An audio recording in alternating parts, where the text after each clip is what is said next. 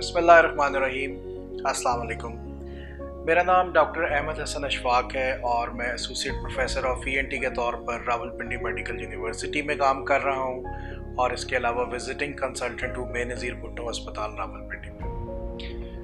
Corona पर अब बहुत सी बातें सुन चुके हैं, इसलिए मैं सिर्फ उन दो चीज़ों का इंतखाब करूँगा जिसके बारे में कुछ बात कम हुई है। पहली बात कि क्या अब कोरोना की वबा के दौरान हमें बाकी बीमारियों का इलाज करवाना चाहिए या नहीं करवाना चाहिए। ये काफ़ी इम्पॉर्टेंट मौजू है क्योंकि हमारे पास पेशेंट्स आते हैं और वो ये कहते हैं कि डॉक्टर साहब मेरा ये मसला है जो कोरोना से ताल्लुक़ नहीं रखता, आप प्लीज़ इसका ऑपरेशन कीजिए या इलाज कीजिए।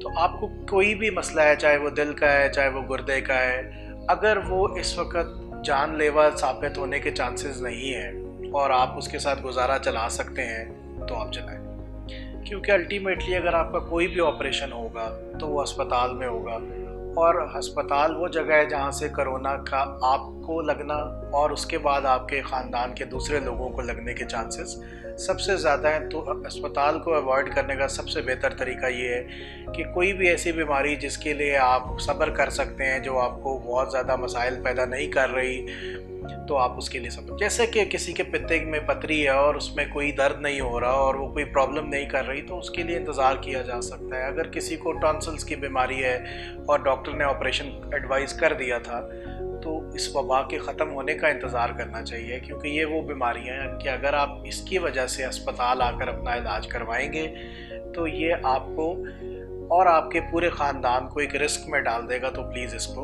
अवॉइड कीजिए। और दूसरी बात जिसका मैं पहले भी जिक्र एक जगह कर चुका हूँ कि ये कोरोना आखिर ख़त्म कब होगा।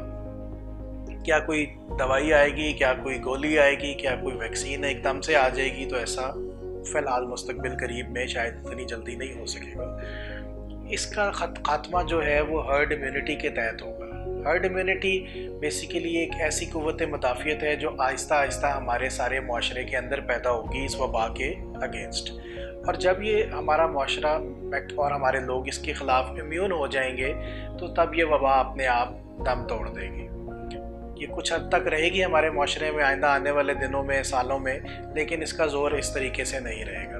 तो आपको जो सोशल डिस्टेंसिंग और इन सब चीज़ों के बारे में कहा जा रहा है आप उस पर अमल कीजिए, ताकि अस्पतालों पर और जितनी तिब्बी इदारे हैं उनके ऊपर बोझ कम से कम पड़े और जो आहिस्ता आहिस्ता अगर लोगों को ये बीमारी होती है तो उनका इलाज भी ऐसे तरीके से सरअंजाम दिया जा सके। उम्मीद है कि आप इन चीज़ों पर अमल करेंगे, एक दूसरे से सोशल डिस्टेंसिंग रखेंगे और हुकूमत का और तिब्बी अमले का और डॉक्टर्स का साथ देंगे ताकि हम मिलकर बहसीयत कौम इस मर्ज़ पर काबू पा सकें। तो मैं शुक्रिया अदा करना चाहूँगा इस यूट्यूब चैनल सांस ज़िंदगी है का कि इन्होंने मुझे ये मौका दिया कि मैं आपसे बात कर रहा हूँ। इनका नंबर आपके स्क्रीन के ऊपर भी आप देख सकते हैं। अगर आपको किसी किस्म की कोई मेडिकल राय लेनी हो, किसी किस्म का आपको कोई प्रॉब्लम हो अपनी सेहत से रिलेटेड, तो आप इस नंबर 02111111465 पर रब्ता कर इनसे बात कर सकते हैं। बहुत शुक्रिया।